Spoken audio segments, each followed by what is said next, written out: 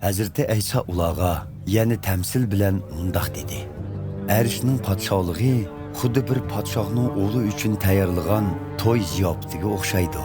Toy kuni padişah ziyafetga taklif qilingan mehmonlarni chaqirish uchun chakorlarni avatibdi. Lekin mehmonlar kelishni xohlamabdi. Buning bilan padişah yana boshqa chakorlarni avatib, ularga, mehmonlarga, qaranglar, ziyofat tayyor bo'ldi. Öküz ve semiz mallar soyuldu. Hamma narsa tayyor.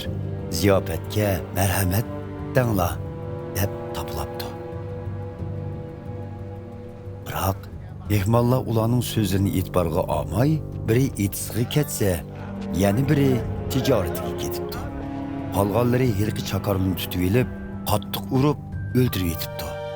G'azabga kelgan podshoh lashkarlarini chiqarib, u qotillarni yo'qitib, ularning shahriga o't qo'yib yetibdi. Ondan chakorlarga to'y ziyofati tayyor. Lekin chaqirilganlar loyiq bo'lib chiqmadi. Endi sizlar yo'l ochanlarga berib, uchratqanligi odamlarning hammasini to'yga taklif qilinglar, debdi. Buning bilan chakorlar yo'l ochanlarga chiqib, yaxshi bo'lamdi, yomon bo'lamdi. Uchratqanligi odamlarning hammasini yig'ibdi. To'y bo'lgan o'rin mehmonlar bilan to'libdi. Padişah mehmonlar bilan ko'rishchilik kelganda, u yerda to'y kiyimi kiygan bir kishini ko'ribdi. Padişah uningdan, "Birodar, to'y kiyimi kiymay bu yerga qanday kirding?" deb so'rabdi. Biroq u kishi hech qanday javob bera olmabdi. Padişah chakorlarga uning put-qo'llarini bog'lab, tashqariga qorong'ulikqa chiqib tashlanglar. U yerga tashlanganlar hasratda yig'lab, kishilarni g'o'chirilutdi, debdi. Oxirida Hazreti İsa taklif qilinganlar ko'p, lekin tanlanganlar oz, dedi.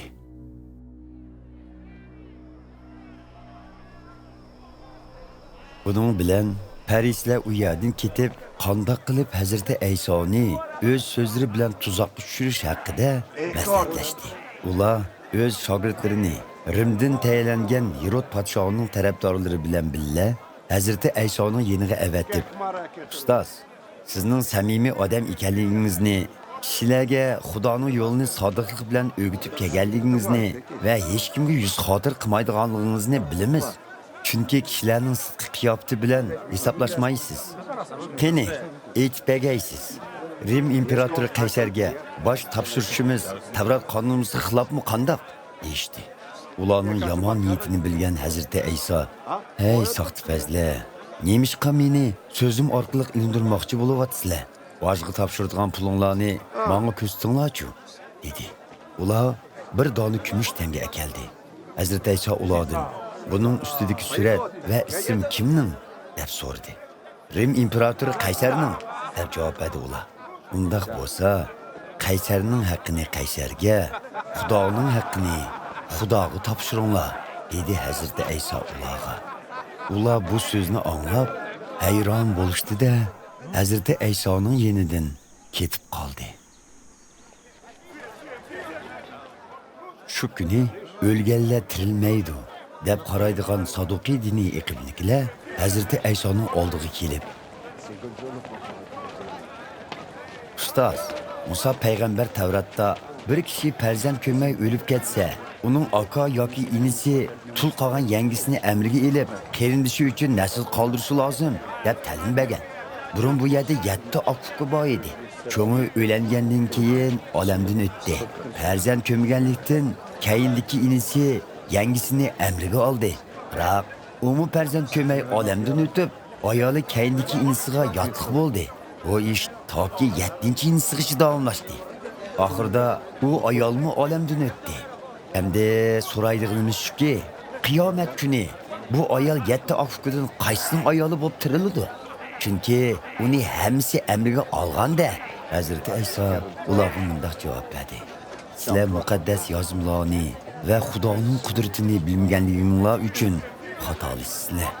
O'limdan tirilgandan keyin insonlar arshdagi farishtalarga o'xshash xotin olmaydi, erga tegmaydi. O'limdan tirilish masalasi haqida Xudoning sizlarga degan so'zini o'qimadinglarmi? Ajdodlarimiz İbrahim, İshaq va Yoqublar olli-burun olamdan o'tgan bo'lsa-mu, Xudo ularni tirik hisoblab, men İbrahim, İshaq va Yoqublar e'tiqod qilib kelgan Xudo bo'laman deydi. Demak, Xudo o'liklarning emas, tiriklarning Xudosidir. Ularni anglagan xalq uning ta'limidan dong ketib kelishdi. Parisiylar Hazreti Aysoning Saduqiylarning og'zini tuvoqlaganligini anglab, bir yerga jam bo'lishdi.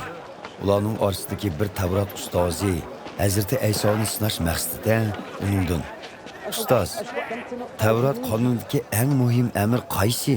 deb so'radi. Hazreti Ayso uningga mundaq dedi: Parvardigorim bo'lgan Xudoni bütün qalbin, bütün jinin, bütün zehnin bilan so'ygin. Oldingi va eng muhim amr mana shu. Uningga o'xshash muhim yana bir amr bo'lsa, qo'shningni o'zingni so'ygandek so'y. Bütün Tavrat qonuni va payg'ambarlarning ta'limotlari bu ikki amrni asos qilgan. Qutquzg'uchi Masihning salohiyati. Parislar to'pishib turganda Hazreti Ayso ulardan: "Qutquzg'uchi Masih to'g'risida nima o'ylayapsizlar? U kimning avlodi?" deb so'radi. "Davud podshoning avlodi" deyishdi ular. Hazreti Ayso mundaq dedi: "Undaqda nima uchun Davud podshoh muqaddas ruhning ilhomi bilan qutquzg'uchi Masihni Xo'jayinim deb ataydi? Davud Zaburda mundaq degan-ku: Parvardigor Xo'jayinimga aytdiki, men sening dushmanlaringni oyog'ing ostida dasatguncha mening o'ng yonimda o'ltirg'in." Qutquzg'uchi Masih podshoh Davudning avlodi bo'lsa-mu, lekin podshoh Davud Masihni Xo'jayinim degan yerda Masih uningdan ulug' bo'lmamdi. Hazrati Aysoga hech kim gap qaytara olmadi. Shu kundan e'tiboran hech kim uningdan savol so'rashga petin olmadi.